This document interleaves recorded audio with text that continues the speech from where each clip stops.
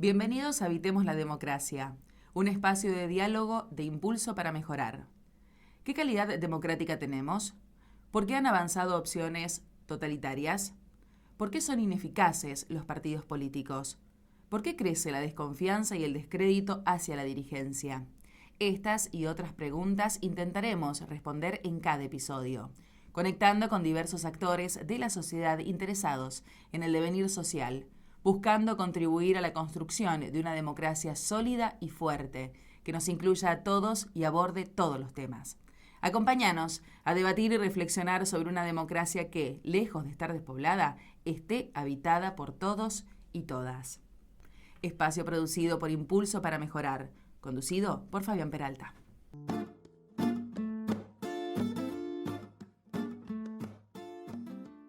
Bueno, ¿qué tal? Estamos en un nuevo episodio, una nueva edición de nuestro podcast, Habitemos la Democracia. Hoy con una amiga personal, una compañera de militancia de muchos años, con Margarita Stolbizer, actualmente diputada ya en otras ocasiones, candidata a gobernadora en la provincia de Buenos Aires, candidata a presidenta de la Nación. Bueno, Marga, gracias por acompañarnos en este episodio. Un gusto para mí, Fabi. Felicitaciones, por supuesto, a vos como realizador principal y a todo el equipo por llevar adelante esta iniciativa, ¿no? Siempre me pareció que explorar en el mundo de las comunicaciones es una forma también de construir vínculos, ¿no? Y me da la impresión que esto apunta a eso, ¿no? A construir vínculos, a transmitir experiencias. Así que felicitaciones, me parece una gran iniciativa. Bueno, gracias. Eso sí, vos sabés que eso un poco buscábamos, atendiendo además que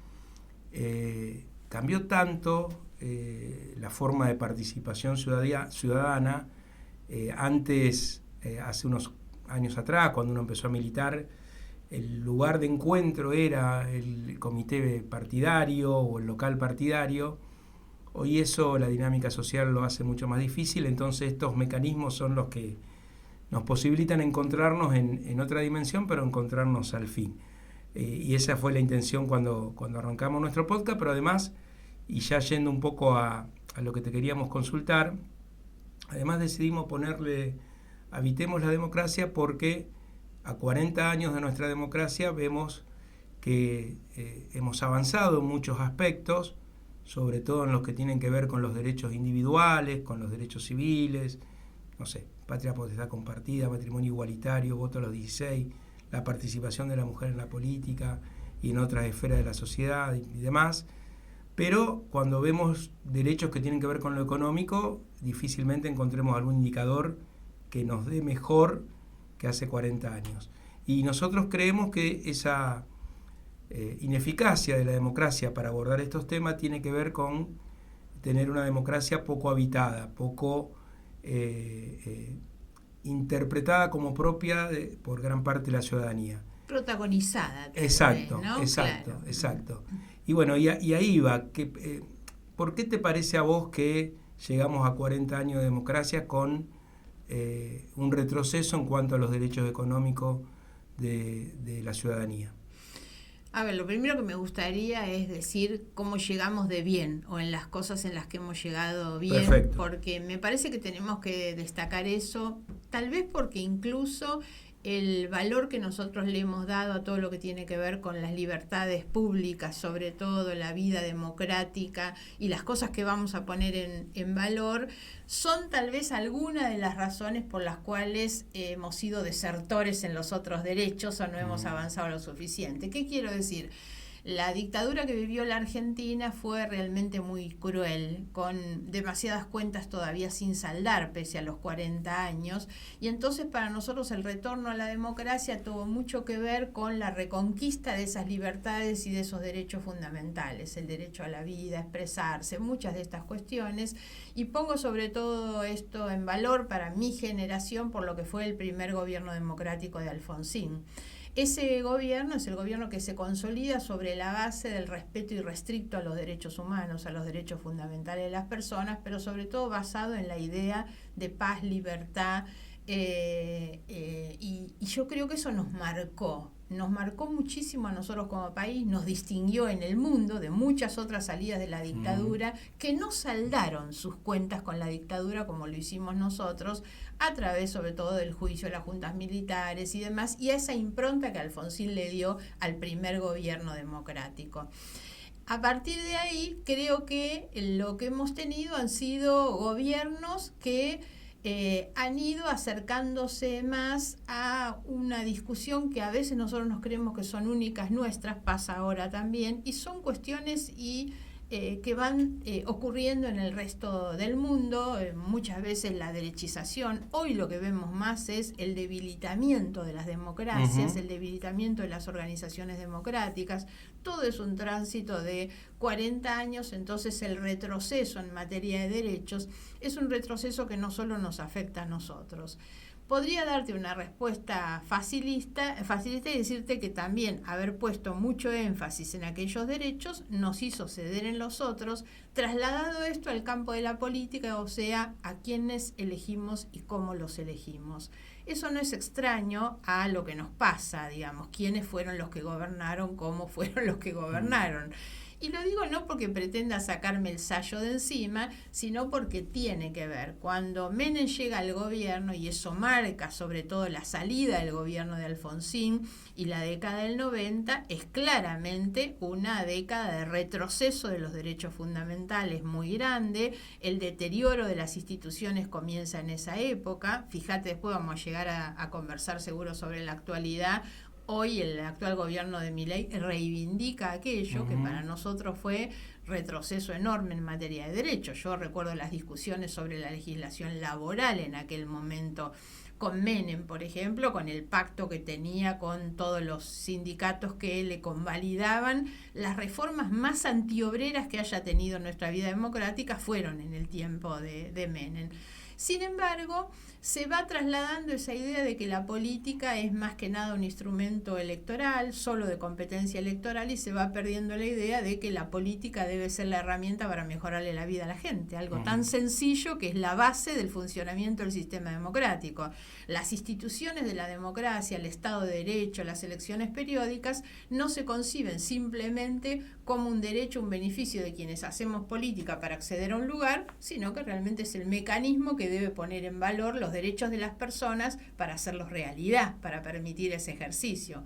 Cuando vos empezás a retroceder en términos de que lo que estás eligiendo ni siquiera te están prometiendo eso, la verdad es que ya hay una ciudadanía que elige otro camino, que es el del pragmatismo. Lo que ha ido marcando el tránsito de la Argentina durante todo este tiempo es el pragmatismo, el resultadismo. Entonces, el mejor político, el político más exitoso es el que gana elecciones, no el que termina haciendo que la gente sea más feliz, que la gente pueda realmente gozar sus derechos. El menemismo es tal vez el ejemplo más claro de todo eso. 10 años de gobierno menemista, y Menem ha sido considerado siempre un exitoso, por supuesto, porque recordemos que después se vuelve a presentar en el 2003 y él gana la elección aunque se retira del balotaje y llega Kirchner. Y sin embargo, en términos de pérdida de derechos, fue tremendo, eso acompañado de privatizaciones y demás. Diputado trucho, Corte Suprema con mayoría automática, bueno, una cantidad de cosas que hasta uno se olvida. ¿Sí? Exactamente, todo el deterioro comienza ahí, la falta de transparencia total, ¿no? Recordemos todo lo que empieza a pasar en ese momento, la degradación, eso va acompañado de una degradación en términos de derechos humanos. El proceso de mayor cantidad de despidos de gente en la calle se da en esa época que tenía que ver con la apertura indiscriminada de la economía, entra todo, entonces yo me acuerdo mucho de esa época, eran las remeritas que venían de Brasil a precios viles, en realidad una competencia con nuestras industrias, todo tipo de productos, y el tema de las privatizaciones que termina dejando más de 200.000 personas más en la calle sin trabajo, con todo lo que eso significa. Sí, y te interrumpo, y hubo una reconfiguración también del poder ahí, más allá del poder político. Por ejemplo, cuando Menem, una de las primeras medidas que toma es privatizar los canales de televisión, claro, permitir la fusión de distintos medios que antes no estaban permitidas. ¿Eso reconfigura el poder dentro de Argentina? Sí, el poder, totalmente, porque a eso le tenés que agregar todo lo que significa qué es el poder, quiénes ejercen el poder en la Argentina. Entonces hay un sector económico muy fuerte que se hace mucho más fuerte en ese momento, y el tema de las comunicaciones. No era casual, uno no podía analizar exclusivamente lo que tenía que ver con la privatización, llamémosle así, no era ese el término de los medios de comunicación, sino que eso era lo que se utilizaba para darle más poder a los poderosos. En realidad, claramente los medios funcionaban en ese mismo sentido. Entonces todo eso contribuía a construir ese esquema de poder nuevo, novedoso. Ahora, después de eso, yo digo, para explicarnos los 40 años, para mí es imposible pensarlo sin pensar en eso, que fue la salida del gobierno de Alfonsín, 10 años de un gobierno considerado exitoso y hoy reivindicado. Después de eso viene De la Rúa. De la Rúa tampoco era el progresismo dentro del radicalismo, al contrario, él termina imponiéndose de una visión bastante conservadora, de un radicalismo más bien conservador, aun cuando yo sigo destacando que el primer gabinete que conforma De la Rúa era un gabinete excelente, tal vez las mejores personas que uno se podía imaginar dentro de lo que era el escenario político de aquel tiempo del radicalismo, estaban en ese gabinete. Estaba Storani, estaba Terraño, estaba Gil Lavedra, estaba Graciela Fernández Mejide, y la verdad el fracaso fue estrepitoso. Entonces hay un fracaso claramente de un sector que podía estar proponiendo una cosa distinta y en realidad se fracasa realmente tan mal. Eso es un retroceso. Por eso tenemos que entender que el retroceso en materia de derechos va de la mano de los retrocesos de la política, y de la política basada en instituciones y en el respaldo de la Constitución. Nuestros derechos tienen una base constitucional. Nuestra Constitución, o todos los pactos de derechos humanos que la Argentina ha firmado, son extraordinarios en realidad y son una garantía enorme. Sin embargo, en la medida en que se deterioran las instituciones, no se cumple la ley, se termina eligiendo por el pragmatismo, los derechos retroceden, pero retroceden en el mismo ritmo, en el mismo sentido en que retrocede la política, aun cuando esto que yo estoy planteando vamos a encontrar montones de teorías exactamente contrarias. Yo sigo reivindicando la política pese a todo y le encuentro en gran medida la explicación al retroceso que la política hace. La salida de eso, ¿qué fue? Bueno, recordemos todos los 6 presidentes, los 5 presidentes. Kirchner, que llega con una impronta distinta. El primer gobierno de Kirchner es un gobierno donde Kirchner claramente se consolida en el liderazgo que Néstor Kirchner llega a tener en base a una reposicionamiento de los derechos humanos, porque lo hace, recordemos, con los juicios a las juntas militares, la continuidad de los juicios, lo hace además con un tema relacionado con la justicia muy fuerte, ese decreto de autolimitación de atribuciones, de acceso a la información pública. O sea, el arma construye, digamos, una fantasía, porque termina siendo eso, que era un gobierno progresista, transparente, en realidad, transversal. Sí, la transversalidad, tal cual. Claro, pero lo que Kirchner buscaba era consolidar un liderazgo muy fuerte que le permitiera hacer lo que quería, y después sabemos lo que pasó, porque en definitiva termina usando todo eso para hacer entre él y Cristina, que lo sucede después, el saqueo más grande que podamos imaginar de la Argentina. Pero con un liderazgo basado en eso que él construye, que era reivindicar el tema de los derechos de las personas, a contramano o en contradicción en realidad con lo que era la práctica, porque si hubo un gobierno hiperpragmático en todo sentido, un gobierno en el cual claramente se enriquecen los propios funcionarios y demás, y eso va a contramano de los derechos de las personas, es ese, digamos. Pero bueno, para ir explicándonos cómo se llega en los 40 años de democracia. El gobierno de Macri era imposible porque ni siquiera lo prometía tampoco, o cuando Macri prometía algo, yo recuerdo una imagen espantosa de Macri que se para sobre un basural en una zona muy pobre del conurbano de la capital con una nenita muy pobre de la mano y hace de eso una imagen pública. Para mí era atroz eso, porque es ese discurso tan horrible de los sectores más conservadores de plantear la lucha contra la pobreza como una acción de beneficencia del poder, más que nada, ¿no? Bueno, eso es Macri, ya lo conocemos, obviamente el gobierno de Alberto Fernández y todo su fracaso, pero está metido en muchas otras cosas para analizar, y hoy llegamos a esto donde la vigencia de los derechos humanos y todas esas grandes conquistas que vos marcabas de los 40 años de democracia están en crisis en un gobierno que te niega la igualdad de género, el cambio climático, una cantidad de cosas, así que ojo, porque los tiempos que se nos vienen pueden terminar siendo peor. Igual me parece que los 40 años nos deben un balanceo, digamos, un equilibrio de todas aquellas cosas positivas, de las que vos mostraste algunas, naturalmente, en una balanza donde los económicos, sociales, culturales y ambientales son los que pierden en la balanza, ¿no? Claro. Perdón que hice una respuesta larguísima. No, pero así vamos, no hay nada estipulado. Háblame de Alfonsín Marga, que vos me imagino lo conociste bastante. A ver, no solo el conocimiento personal directo, sino que en mi generación Alfonsín es el inspirador de todo lo que algunos de nosotros hicimos después. En mi caso particular, yo creo que no sería nunca lo que soy si no me hubiera cruzado alguna vez con Alfonsín en mi vida. Es el gran inspirador de la vida política, de la militancia, de la política como nosotros la queremos, ¿no? Yo conocí a Alfonsín siendo muy chica, porque en el distrito donde yo vivo, en Morón, sigo viviendo en el mismo lugar. Yo empecé a militar en el radicalismo ya estando en la escuela, todavía estando en la escuela secundaria. Salía... ¿Estamos hablando de qué año? Ay, qué mal, Fabián, esa pregunta nunca se hace. Bueno, pero para ubicarnos. Antes de la dictadura. Claro, terminé el colegio en el año 72. Y yo soñaba en el 73 yo iba a cumplir los 18 años, y yo soñaba con dos cosas, cumplir los 18 años para sacar registro de conducir, y los 18 años para ir a afiliarme al radicalismo. Imagínate, estaba en el colegio y quería esas dos cosas, y cumplí esas dos cosas. Cumplí los 18, fui a sacar el registro y fui a afiliarme al radicalismo. ¿A dónde te afiliaste? ¿A algún comité? Yo fui a un estudio jurídico, que eso era lo que te iba a decir. Había dos abogados, tres sobre todo, dos que han muerto, muy conocidos en Morón. Uno era Marcos Di Caprio, que fue diputado nacional, fue secretario de Justicia en la provincia de Buenos Aires, una persona con una trayectoria bárbara, y Norberto García Silva, que fue intendente de Morón en la salida de la democracia, del 83 al 89, y fue diputado provincial también.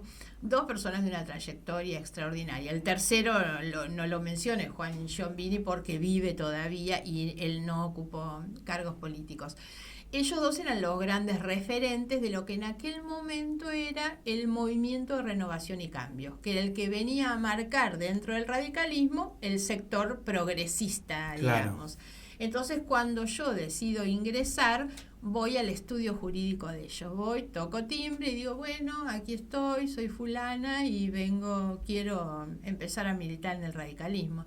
Entonces, esas cosas como que te conducen hacia un determinado sector. No fui al comité radical, por lo tanto, fui directamente y empecé a militar más en el movimiento de renovación y cambio. Después terminé haciendo la junta coordinadora. Claro. De esos dos yo voy por el lado de Di Caprio y voy con él directamente al estoranismo, que es donde yo milité mucho tiempo en el radicalismo. Entonces, esa primera etapa me encontró ya con un Alfonsín anterior, que es cuando Alfonsín pierde una elección interna en una fórmula que era Alfonsín Storani contra Balbín. Storani padre. Storani padre, exactamente. Bueno, mis inicios, siendo yo muy chica, estuve ahí en ese lugar. Entonces ya lo veía Alfonsín, él pierde, pero en mi distrito había ganado por estos referentes que eran muy prestigiosos. Claro. Y ellos estaban con Alfonsín. Después yo tenía mucha militancia en la época de la dictadura en el Colegio de Abogados de Morón. Tuve siempre militancia gremial, colegial, digamos, y trabajaba mucho en el colegio. Cuando empezamos a ver la apertura de la democracia, yo misma organicé en el Colegio de Abogados un ciclo de conversaciones que se llamó La Argentina de posguerra. Fue la primera cosa que se empezó a hacer en Buenos Aires, en dictadura todavía, pensando en lo que era esto que estoy hablando, 81, 82. No, posguerra, después de la guerra de Malvinas. Malvinas, claro. Porque la conversación era esa, era la Argentina de posguerra de Malvinas. Entonces empezamos a organizar una serie de charlas invitando, vino Cafiero, vino Luder en ese momento, vino Manrique y obvio llevamos a Alfonsín. Ese contacto con Alfonsín en esa conversación es la culminación del idilio o el inicio del idilio que yo tengo con Alfonsín. Entonces, bueno, por supuesto que sigo trabajando ahí ya desde el radicalismo muy firme y con Storani, con DiCaprio. Y bueno, yo milité siempre de muy chica y de esa militancia, porque yo hago con pasión las cosas que hago, entonces no lo hago alguna vez y otra vez no. Yo soy del día a día y las 24 horas, entonces hablo de política, leo de política, todo. Eso es mi vida, siempre fue así desde muy chica. Y entonces me empiezo a vincular, DiCaprio y García Silva, estos dos dirigentes, ellos tenían mucha relación con Alfonsín, así que Alfonsín vino a Morón varias veces. Esa vez en el Colegio de Abogados trajimos a otros en días diferentes. Pero después ya empezamos con un radicalismo. Siendo yo Juventud Radical, lo llevamos a un teatro, a un teatro en Morón también, y bueno, yo ya estaba ahí, tengo la foto paradita al lado, pues yo era la representante de la Juventud Radical, entonces estaban los viejos, digamos, estaba Alfonsín y yo como la joven era en ese momento. Y bueno, y empecé a seguirlo con esa cosa tan fuerte que yo tengo y ir a todos lados con Alfonsín. Toda la campaña, ya 82, 83, fue de todos los días. Alfonsín iba al lugar que fuera y yo estaba atrás. No olvido, por supuesto, el acto en Rosario, para nosotros el cierre de campaña de Rosario. Yo estaba en la Juventud Radical, organizamos 2 micros enormes, solamente con jóvenes. Yo era en ese momento ya de las jóvenes los más grandes, pero teníamos una capacidad de movilización, de autofinanciación muy grande también, porque organizábamos cosas para juntar recursos, nadie nos daba nada y los jóvenes teníamos un grupo, un equipo muy, muy fuerte.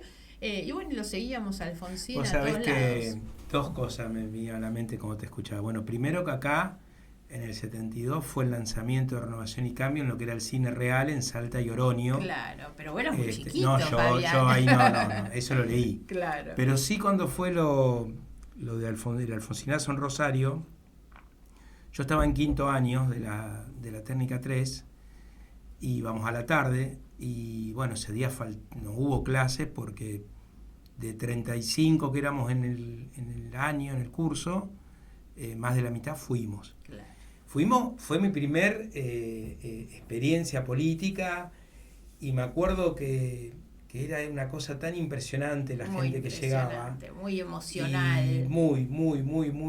Y me acuerdo que había un compañero que era chiquito y lo levantamos entre varios y le preguntamos, decinos qué ves. Y él dijo, veo gente por todos lados. Claro. Era una cosa muy, muy impresionante. Y después de eso, cada vez que salíamos de las escuelas, todavía yo no militaba, íbamos recorriendo la peatonal a ver si en las mesas de difusión había alguna calco, algo nuevo. Está el famoso RA, todas esas que pegábamos automáticamente, pero era un momento histórico impresionante. Impresionante, y creo que eso nos marcó, eso a mí me marcó muchísimo. Yo ocupo mi primer cargo público el 10 de diciembre, cuando con el retorno de la democracia en el gobierno de Morón, fui directora de Acción Social y de Minoridad en la municipalidad 2 años y después entré como concejal. Así que, bueno, tenía mucha participación política y seguí conociendo a Alfonsín mucho. Después me tocó más adelante, cuando yo entré como diputada, después estuve con Alfonsín en su campaña a senador por la provincia de Buenos Aires. Claro. Así que, bueno, y tuve mucha relación con él, de haber ido a su casa, de haber estado bastante cerca de él durante mucho tiempo, hasta su muerte, por supuesto. Tuve mis peleas también con Alfonsín, porque yo incluso me voy del radicalismo, en un momento donde tenía muchas peleas también con Alfonsín en ese momento. Después de eso, ya acá recordarás vos, yo hago desde el partido GEN alianzas con el radicalismo. Y yo decía siempre, me llevo mejor con ellos desde afuera que desde adentro, claro. Yo me voy en un momento, o mi crisis es en un momento en el que perdemos con Storani una elección interna dentro del radicalismo donde Moró, que estaba en el otro sector, había hecho trampa, en realidad. Y yo digo, no, yo vine al partido contra el fraude, digamos, que luchaba contra el fraude, entonces no podía tolerar esas cosas. Pero bueno, Alfonsín tiene un significado muy, muy fuerte en mi vida, como los tienen los 40 años de democracia, ¿no? Sí, sin duda. Y todo esto que vamos charlando, al mismo tiempo vos ya ibas siendo mamá del primero de tus hijos. Yo siempre digo... a la mujer siempre, por supuesto, le cuesta todo más por los prejuicios, por los mandatos culturales y demás. Me parece que en política todavía se profundiza ese costar más. ¿Cómo iba vos armonizando? ¿Tus chicos se llevan relativamente poco tiempo de diferencia? Entre ellos sí, nada, entre el primero y el tercero 3 años. Por así eso. Que, sí, son muy seguidos. Fueron años, digamos, de... Sí. A ver... mis hijos nacieron el primero, yo fui concejal del 85 al 89, quedé embarazada en mi último año de concejal y mi hijo mayor nació en el 90, tiene 34. Y después, bueno, los otros sí, enseguidita. Yo estaba en ese momento, trabajaba, porque cuando terminé de concejal fui a mi estudio, soy abogada, así que trabajaba en el estudio que queda frente al Consejo Deliberante y a la municipalidad. Así que bueno, ahí crié a los 3 chiquitos sin dejar de militar nunca. Claro. A punto tal que he ido a reuniones, a comités con los chiquitos de muy chiquitos, todos, o dejarlos acá en casa con un padre, un marido que sigue siendo hoy el apoyo fundamental para todo, por supuesto, porque Juan se ha hecho cargo de los chicos siempre, digamos. Tengo montones de anécdotas sobre cómo ha sido esa convivencia cuidando a los chicos, pero bueno, así es como pudimos hacerlo. ¿Y a Juan lo conociste estudiando o ya después de recibido? Bueno, esas son partes de la historia más complejas de contar. Sí. Yo fui profesora de Juan, yo ya estaba recibida. Él es menor que yo. Y lo conocí a través de una relación personal. Él es del interior de la provincia, no es de la capital de Buenos Aires, es de un pueblo que se llama Tapalqué, en el medio de la provincia de Buenos Aires, geográficamente en el medio. Y él vino a estudiar a Buenos Aires. Cuando él llega a estudiar, yo ya me recibí en ese mismo año, y viene a estudiar a la casa de unos primos de él que vivían en Morón, donde yo vivo, y eran mis amigos. Entonces yo visitaba la casa de ellos y ahí es donde lo conocí, establecí el vínculo con él. Y yo daba clase en la facultad cuando él estaba cursando. Mirá. Así que te lo podés cruzar y te va a contar. La primera vez me bochó, la segunda probé. Sí. Está muy bien, qué linda historia. Y escucha, ¿y ahora abuela? ¿Quién vuela? No, ahora abuela, vos abuela. Claro, ahora soy abuela. Y a la distancia complicado, me imagino. Sí, por supuesto. La nena me tiene loca, por supuesto, tiene 3 Porque años. Porque además una nena después de 3 varones. Claro.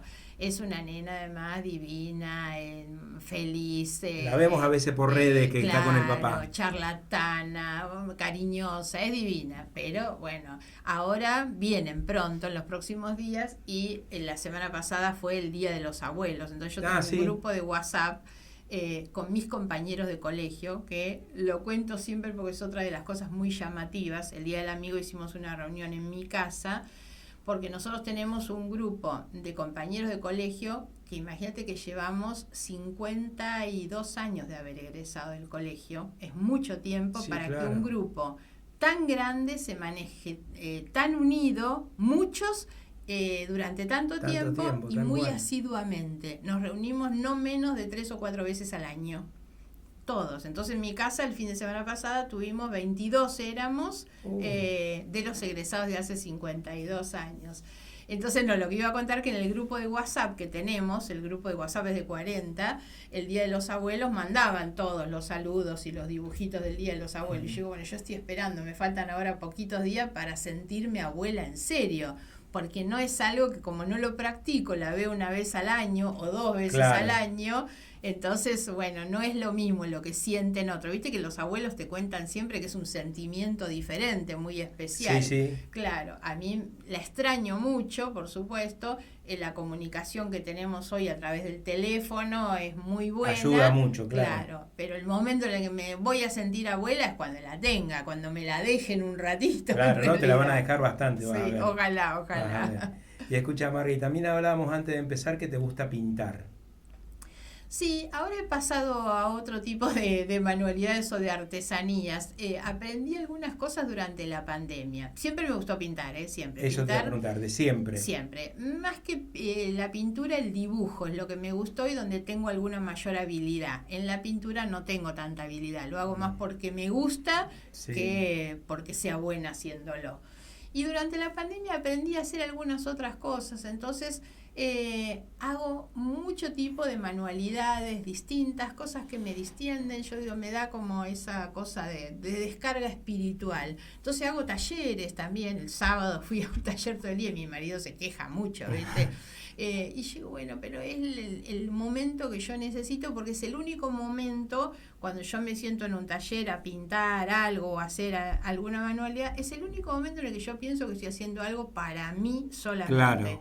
El resto del día, sea porque estoy en mi oficina escribiendo un proyecto, participando en un debate, o en mi casa haciendo la comida o lavando los platos, siempre siento que hago cosas por otros o para otros. Cuando me siento a pintar... Es tu espacio. Sí, es mi momento. No, es muy necesario. Sí. Es muy necesario y uno tiende a cuando tiene que recortar es por ahí lo primero que recorta. Claro. Entonces yo trato de... Lo que pasa es que sin ese espacio no funcionamos ninguno de nosotros. Para el resto de las cosas, es no así. funciona para el resto. Exacto. Es así. Sí. Escucha, Marga, ¿y cómo estás viviendo el presente del país?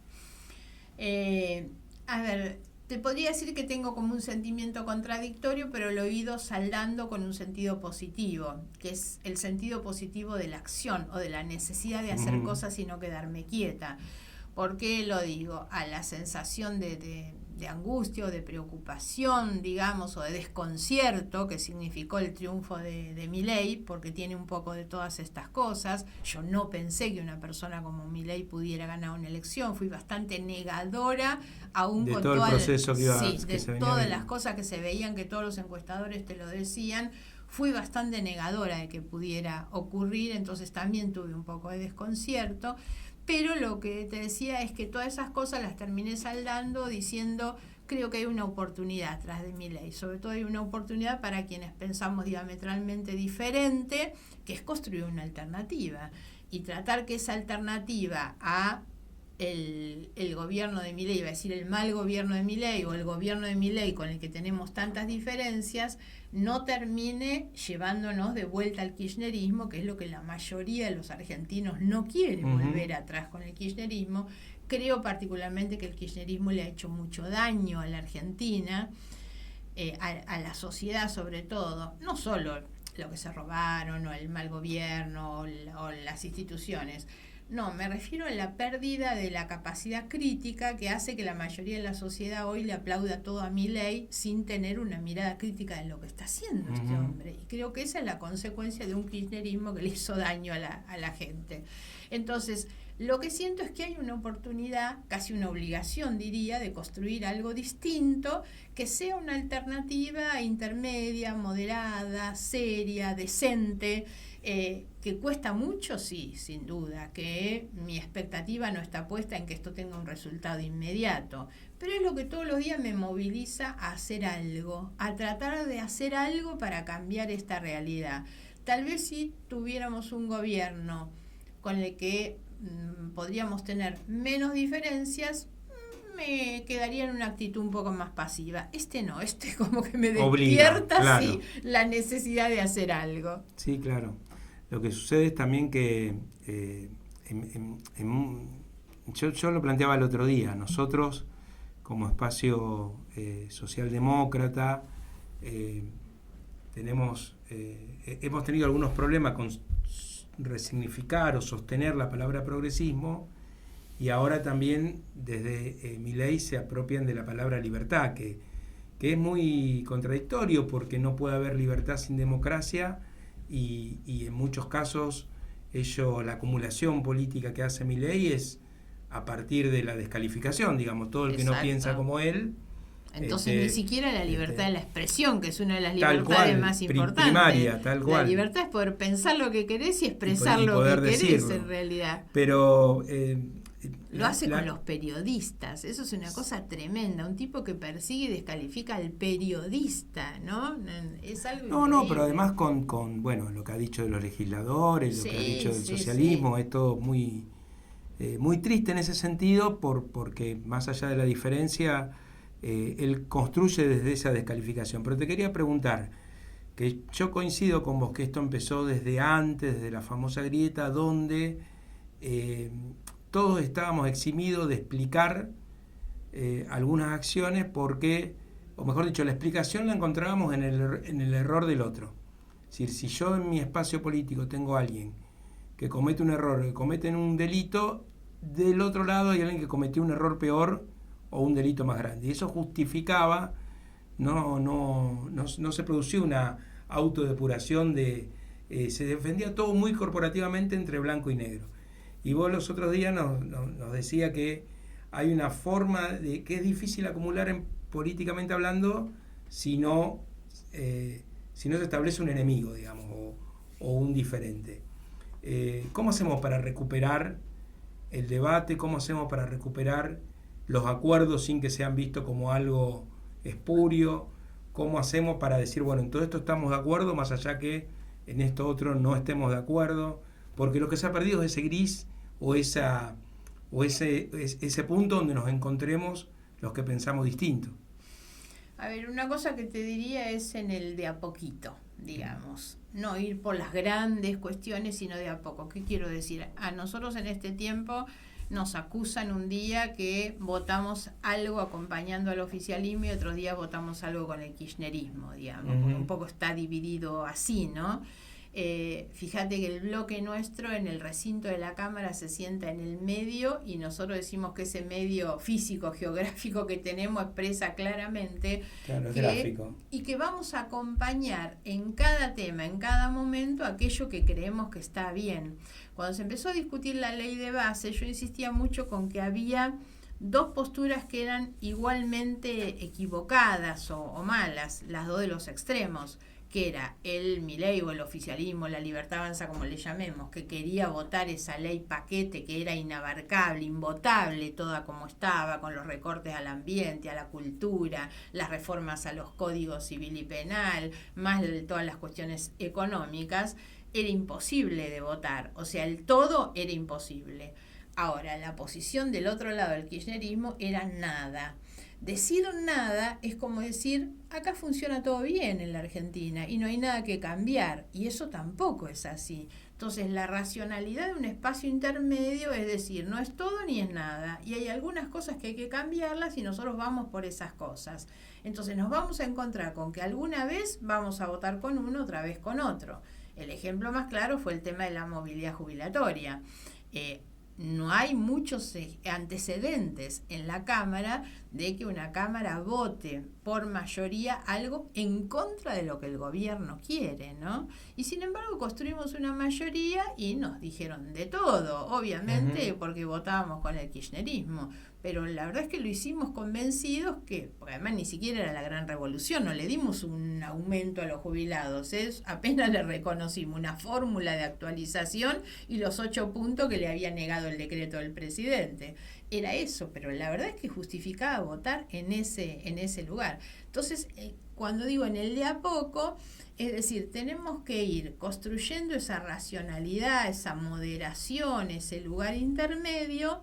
Primero con contenido, no son alianzas porque sí o por conveniencia, es sobre la base de un contenido, es la movilidad jubilatoria, y mañana será otro tema y es otro tema, es en el de a poco, tratar de ir construyendo en eso, darle contenido y hablar y dialogar. Nosotros seguimos reivindicando el diálogo, la verdad. Se puede construir a partir de que reconozcas al otro como alguien con quien vale la pena dialogar, que es lo que no tiene este gobierno. No lo tuvo el kirchnerismo tampoco. Entonces me parece que eso es una de las cosas que nosotros tenemos que recuperar, que son los ámbitos donde sos capaz de sentarte con alguien al que mínimamente respetás como alguien con quien se debe conversar, ¿no?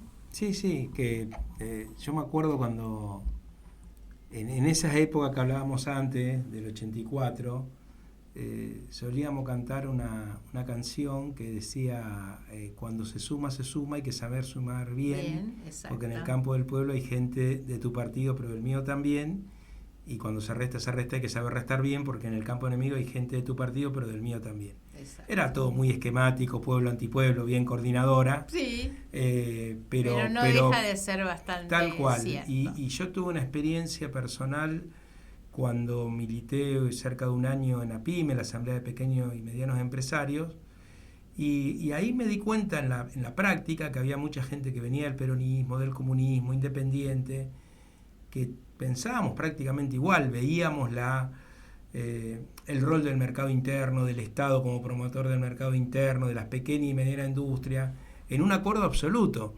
Y hay veces en el propio partido de uno, en ese momento el radicalismo, encontraba gente que pensaba distinto. Entonces poder hacer ese ejercicio, que justamente el actual presidente no ayuda en nada en eso, porque pone todo esquemático, y el que no vota como él o el periodista que no piensa como él es sinónimo de corrupción o de estar recibiendo un sobre, complica todo. Pero bueno, desde nuestros lugares, reivindicar eso, practicarlo sobre todo, me parece fundamental. Y vos sos una legisladora que siempre has trabajado mucho lo regional, tenés mucho recorrido en política internacional. Contame cómo estás viendo el presente de nuestra región, de Sudamérica básicamente, y puntualmente lo que está pasando en Venezuela. Sí, que son dos realidades totalmente distintas, porque si yo te tengo que hablar de América Latina en general, la verdad es que tenemos sistemas democráticos muy consolidados, digamos, con renovación de autoridades. Hemos visto países, sobre todo con un nivel de madurez muy superior al nuestro, que es el caso Brasil, que pasa Lula, Bolsonaro, vuelve Lula. El país no se derrumba, sino que al contrario, cada vez ocupa un lugar mayor de liderazgo en el mundo. Y Chile tal vez es el otro ejemplo. Bueno, Uruguay lo mismo, que Frente Amplio, la calle, ahora hay una elección, un proceso electoral abierto para cualquiera, digamos. Chile, que tiene esos cambios tan fuertes que fueron Bachelet Piñera, y hoy viene un outsider también como puede ser Boric. Sin embargo, lo importante es que en todos esos cambios muy fuertes, América Latina, sus democracias aparecen consolidadas, se mantienen, digamos, y todos respetan esos procesos electorales. Entonces, me parece que ese es el valor que tiene América Latina. Ahora, si yo tengo que analizar Venezuela descuelga de todo ese escenario. Claro, totalmente descuelga, porque Venezuela venía siendo un gobierno autoritario, venía siendo una dictadura, porque ya han habido fraude en elecciones anteriores, proscripción de candidatos, realmente persecución a opositores. No es un gobierno donde estén vigentes los derechos humanos. Si lo querés trasladar en términos de derecho de población, es el país con la riqueza petrolera más grande del mundo y con los niveles de pobreza tal vez uno de los más altos, y de migración de gente, la cantidad de gente que se ha ido, millones de personas que no se van porque eligen un destino mejor, sino porque quieren un lugar donde poder vivir en realidad. Eso está hablando de un país y de las consecuencias sociales que el autoritarismo ha mostrado. Entonces, Venezuela hay que analizarlo como una cosa distinta, hoy con la preocupación de un nuevo proceso electoral muy viciado por falta de transparencia, porque lo que debe hacer cualquiera de los que compiten es estar dispuesto a una apertura, un control, una supervisión. Sí, que no dejen dudas. Exactamente, no puede haber dudas de ninguna manera. En cambio, terminamos con muchísimas dudas. Todo el domingo fue un día de mucha duda, de falta de información, y después termina Maduro proclamándose, digamos, por 6 años más. Entonces es muy complejo, creo que no está terminado todo esto, ojalá que no termine saliendo por el lado de la violencia, que es lo que ya estamos viendo, digamos, porque los grupos enfrentados son muy fuertes. Debería haber algún ámbito de conversación, vuelvo a lo que decíamos antes, ¿no? El valor de reconocer que son sectores que tienen que sentarse a conversar, ¿no? Hoy la situación veo que es muy, pero muy compleja, digamos.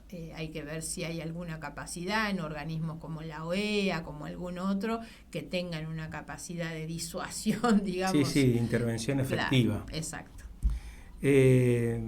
¿Por qué te parece a vos que sigue siendo necesaria una opción socialdemócrata en nuestro país? ¿Qué debería garantizar un espacio socialdemócrata en Argentina? Bueno, es sobre todo lo que veníamos hablando, es entender la política como herramienta de realización de los derechos para las personas. Es eso, digamos.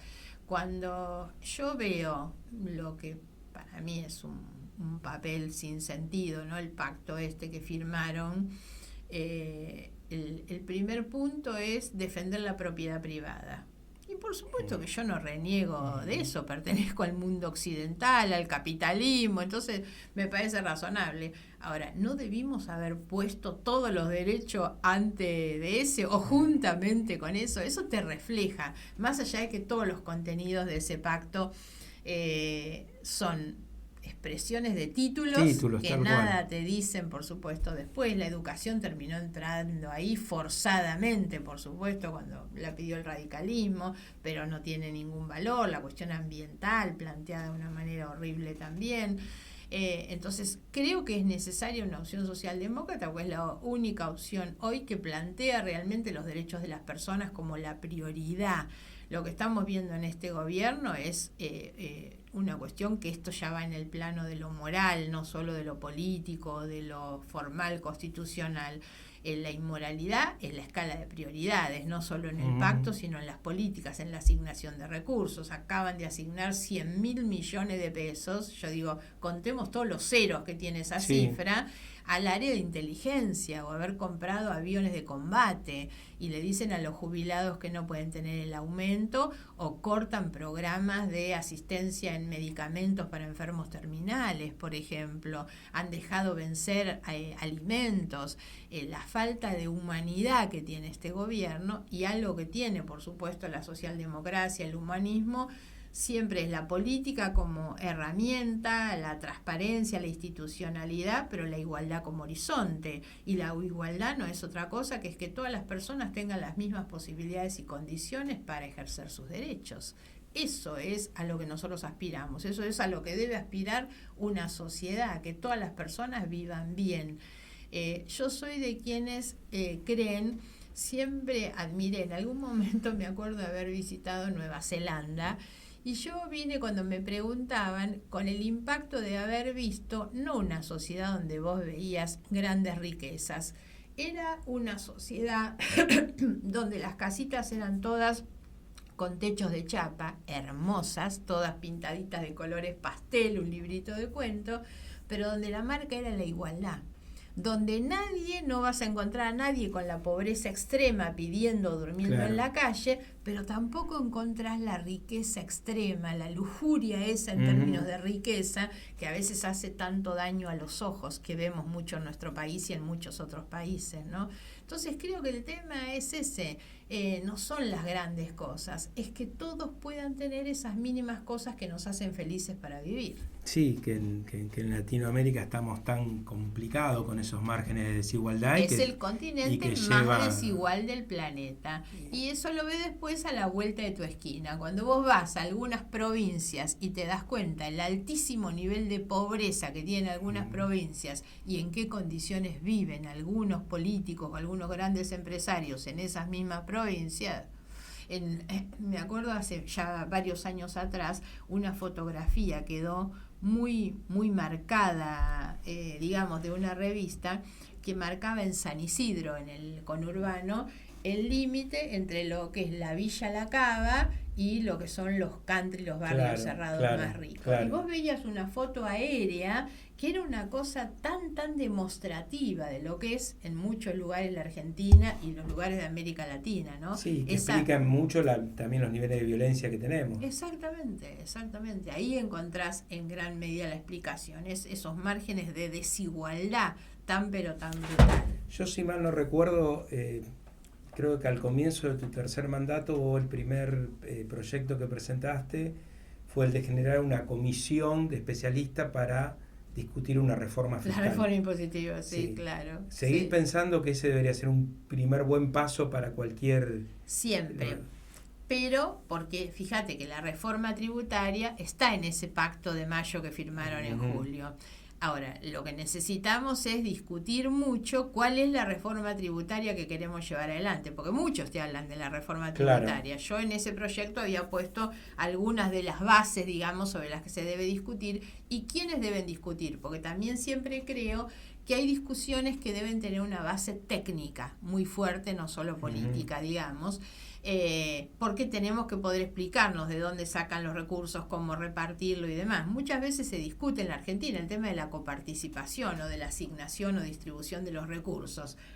Nosotros podemos discutir cómo se reparte después de discutir cómo se conforma la masa de recursos que vas a repartir. Claro. Por eso es importante. En toda esta discusión del déficit cero siempre se habló del gasto, nunca y de tenés que cómo saber se recauda. Cómo vas a componer vos, porque la verdad es que la justicia no es solo distributiva, la justicia es la del esfuerzo también. Claro. Me parece que ahí hay que poner mucho foco hoy. ¿Quiénes son los que ponen en realidad para conformar esa masa? Después discutir sobre la base de lo que tenés, poco, mucho, más, menos, cómo lo repartís. Pero primero tiene que haber justicia en el esfuerzo, digamos. Claro. Me parece que esas son las discusiones. Sigo pensando que esa es la base. No podés discutir ni coparticipación, ni programas sociales, nada, si no sabés lo que tenés para repartir. Después la otra discusión es cómo lo haces, ¿no? Claro, en una segunda etapa. Bueno, Marga, muchas gracias por haberte prestado a este podcast. Para nosotros es raro, pero es un gusto. No, muy lindo. Y bueno, seguiremos en próximos episodios hablando con distintas referentes políticos, sociales, empresariales, sindicales, para poder aportar a tener más herramientas para evitar con más fuerza nuestra democracia y hacerla eficiente a la hora de resolver todos estos problemas. Gracias por haber aceptado. Gracias, Fabi. Para mí muy lindo conversar con vos y de nuevo felicitaciones por este espacio.